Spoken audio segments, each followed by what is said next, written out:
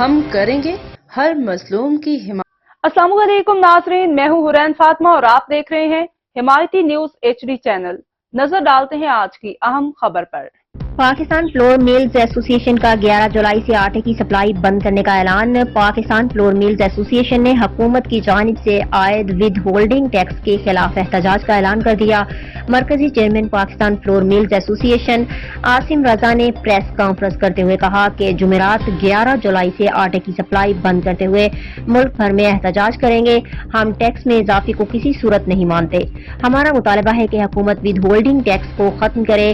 عاصم رضا نے کہا ہے کہ بدھ کے روز سے گندم کی واشنگ بند کر دی جائے گی اور 11 جولائی سے مارکیٹ کو آٹے کی سپلائی کرنا بند کر دیں گے۔ انہوں نے کہا کہ ود ہولڈنگ ٹیکس دینا ہمارے بس میں نہیں ہے۔ ہمارا حکومت سے مطالبہ ہے کہ وہ ود ہولڈنگ ٹیکس کو فی الفور ختم کرے۔ ہم ایسے کسی اضافے کو قبول نہیں کرتے۔ چیئرمین پاکستان فلور میلز ایسوسی ایشن کا کہنا تھا کہ ہمارا مقصد ہرگز عوام کو تکلیف دینا نہیں ہے، لیکن ہماری فلور میلز بھی ود ہولڈنگ ٹیکس برداشت نہیں کر سکتی۔ اب تک کے لیے اتنا ہی۔ مزید خبروں اور اپڈیٹ سے باخبر رہنے کے لیے دیکھتے رہیں حمایتی نیوز HD چینل۔